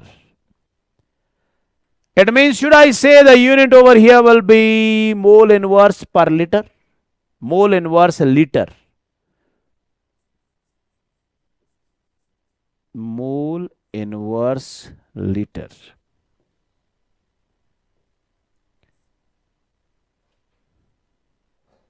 सुन लिया जी। तो इस तरह से आप केपी और केसी के यूनिट निकाल सकते हो, पर जो ध्यान देने वाली बात है वो आपने लिखा कि प्रोडक्ट ऑफ कहीं एक्टिव मास किसी सॉलिड का पूछा गया, हम उसके लिए 1 लिख देंगे। किसी लिक्विड सॉल्वेंट का पूछा गया, उसके लिए हम 1 लिख देंगे। अगले पेज पे भी वही है कि आपने इनके यूनिट निकालने हैं, केपी केसी के, वो आप कर लेंगे। अब बात आई अगली कि इक्विलिब्रियम कांस्टेंट के और क्या हमें बता सकता है। इक्विलिब्रियम कांस्टेंट के हमें यह बता सकता है कि किस रिएक्शन को कहां जाना है। This can tell us, this can help us in predicting the direction of reaction, कि रिएक्शन को कहां जाना चाहिए। आप सामने ध्यान से देखें, product of the active mass of product to that of reactant is called equilibrium constant K, और वो एक कांस्टेंट है। उसी रेशो को हम कंसंट्रेशन क्विशेंट भी कहते हैं, क्योंकि वो तो कंसंट्रेशन का रेशो है ना। अब आप जरा थोड़ा ध्यान से देखना, जब इस कंसंट्रेशन क्विशेंट का रेशो KF बाय KB के बराबर होगा, तो रिएक्शन ना आगे जा रही होगी ना पीछे जा रही होगी। यही वो रिएक्शन है जिसका डेल्टा जी, और हम बोलेंगे कि वहां परफेक्ट इक्विलिब्रियम होगा।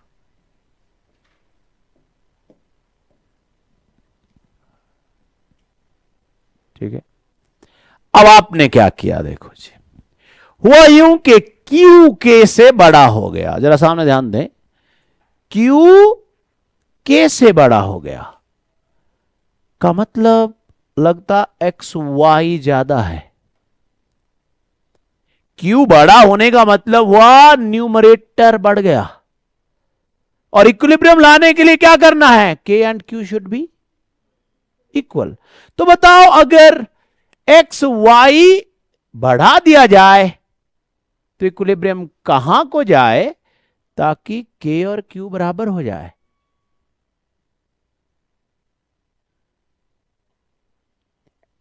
एक्स वाई ज्यादा है, ए बी कम है।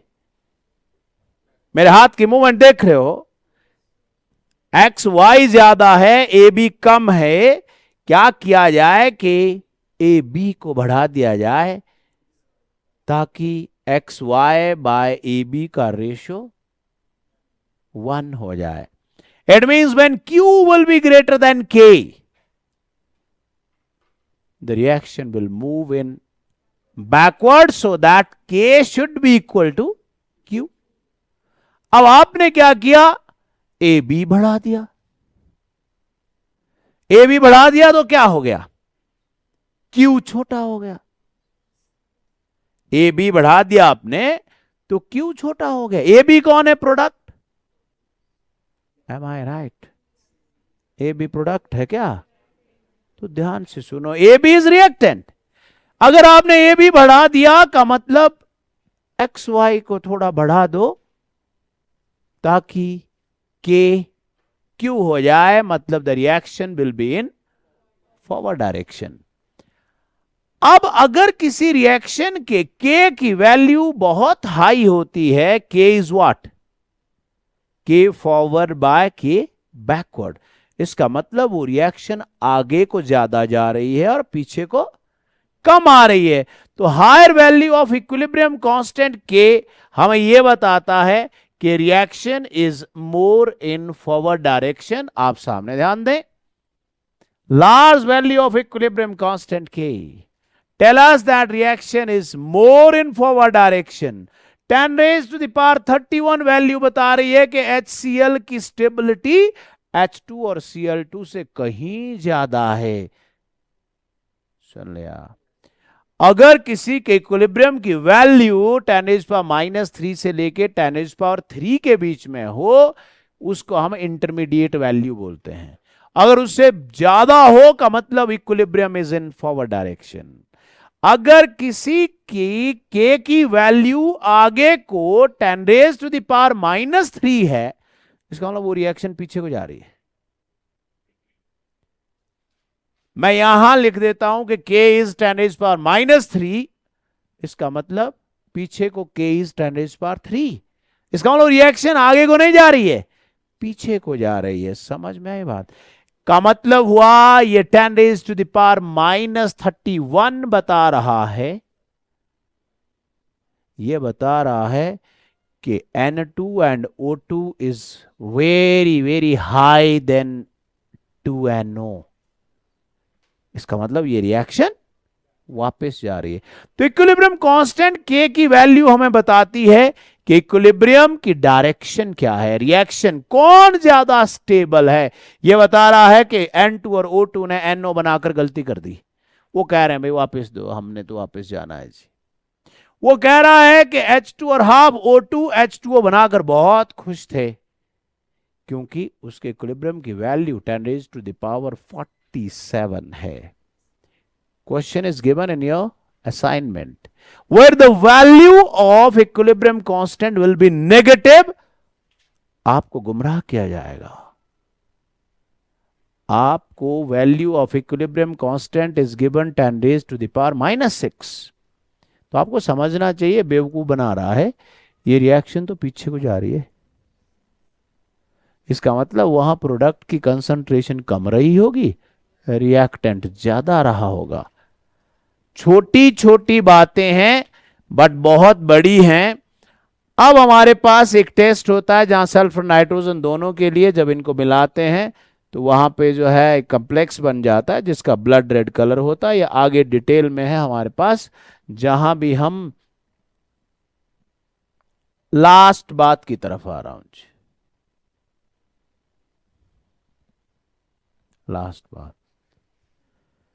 लास्ट बात यह है कि अगर आपने, सुन लेना, रिएक्टेंट की कंसंट्रेशन बढ़ाई, अभी पढ़ा ना क्यू, रिएक्टेंट की कंसंट्रेशन बढ़ाई तो क्यू को क्या होगा, क्यू घट जाएगा। Reaction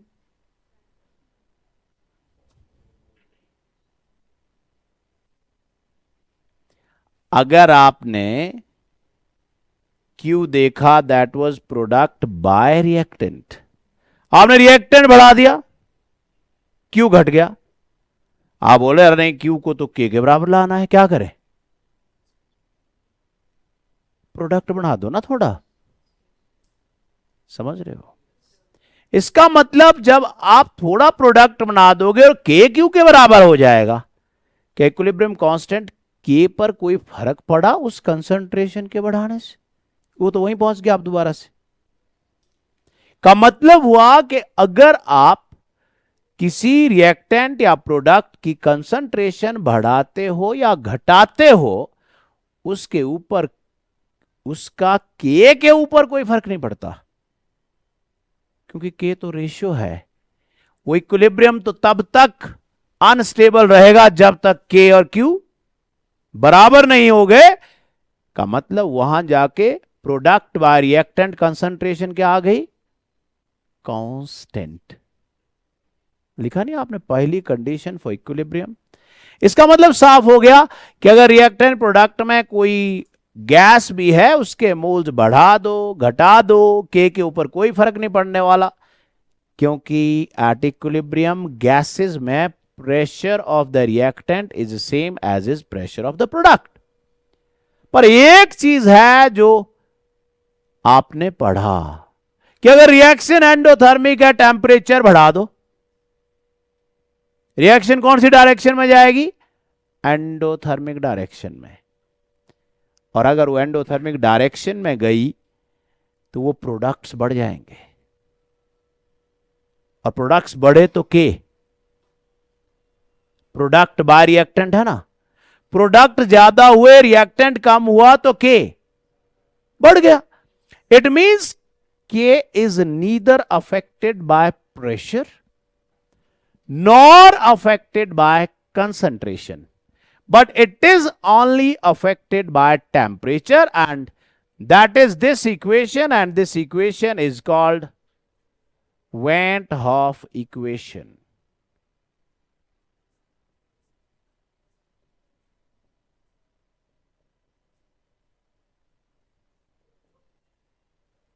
Where delta H is what?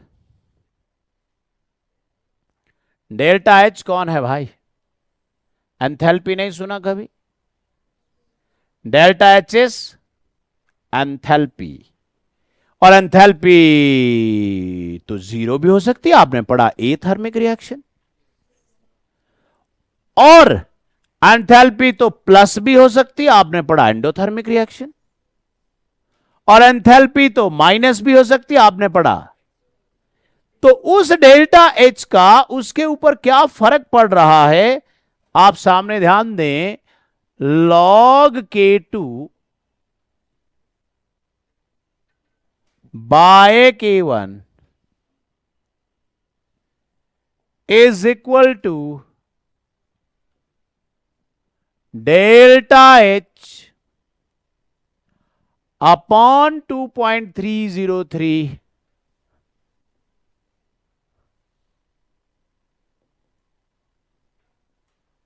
R into T2 minus T1, LCM ले लिया गया है, घबराना नहीं है, अपॉन T1 T2। पहली कंडीशन आपने कहा अभी, बोले सर अगर रिएक्शन ए थर्मिक हुई तो क्या होगा? बताओ जी, अगर रिएक्शन ए थर्मिक हुई तो बताओ, तुम ही बताओ क्या होगा? अगर रिएक्शन ए थर्मिक हुई तो log K2 by K1 zero हो जाएगा। किस log की वैल्यू जीरो होती है? log 1। इसका मतलब वो हम ये कहेंगे, देखिए जी, अगर डेल्टा H जीरो हुआ, log K2 by K1 will become equal to 0, and we know zero किसको बोलते हैं? log 1 को। इट मींस log 1 तो 1 किसके बराबर है? K2 बाय K1 के बराबर। इट मींस तब भाई कोई फायदा नहीं है टेम्परेचर बढ़ाने का। तब वो वैल्यू K2 की और K1 की उस टेम्परेचर के इंडिपेंडेंट हो जाएगी। क्या ये बात सही है? अब आप उसको पॉजिटिव लेके देखो। अगर आपने उसको डेल्टा H को पॉजिटिव लिया तो बताओ क्या होगा? तो आप कहोगे sir log K2 by K1 is positive. Log K2 by K1 is positive means K2 is greater than K1। यही मतलब हुआ। means K2 is greater than K1 means with the temperature equilibrium constant K will increase. It means from here I should say K is directly proportional to T. Yes or no? और आप सोचो, अगर delta H negative हुआ तो, अगर delta H negative means exothermic reaction है। अगर exothermic reaction है तो बताओ क्या हुआ? एक्सोथर्मिक रिएक्शन होगी तो log K2 by K1 will be negative. log K2 by K1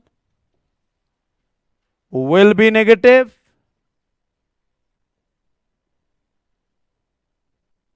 Means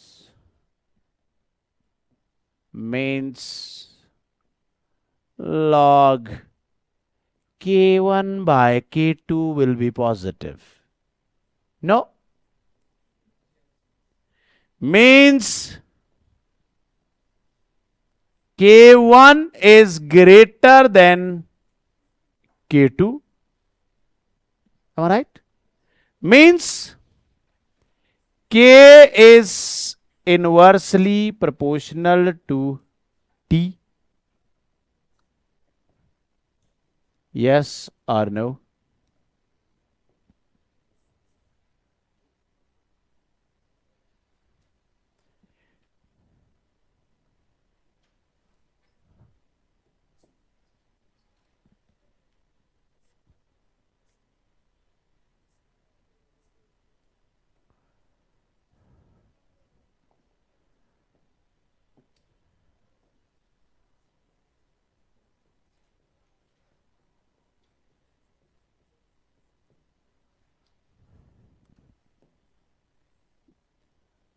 last 1 minute की बात रही, 1 minute.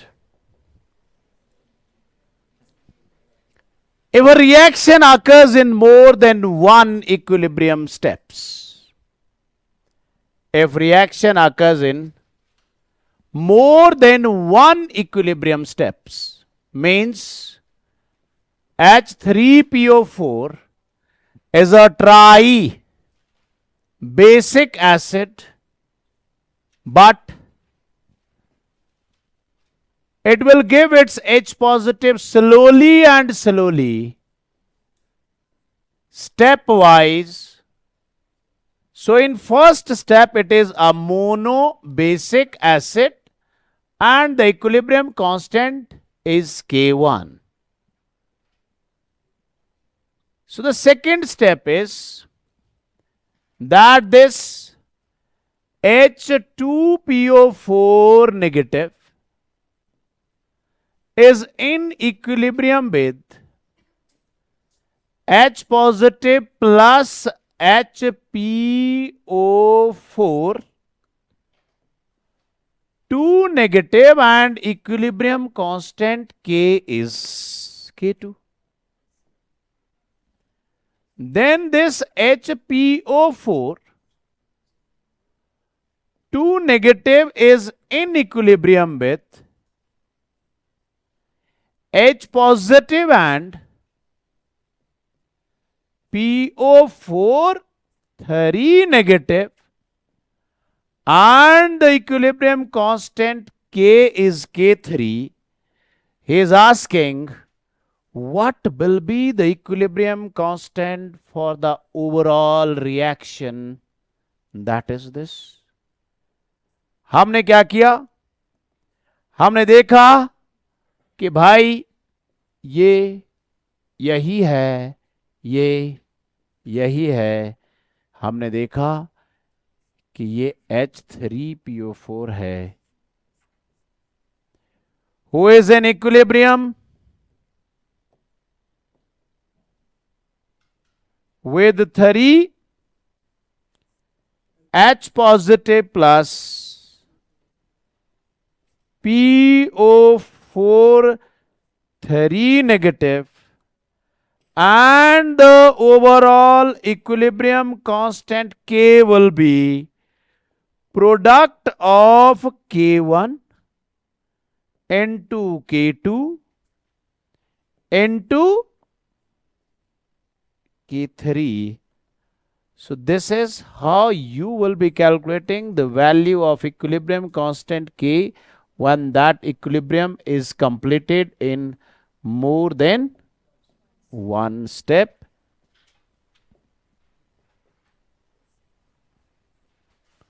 Thank you very much. Have a nice time.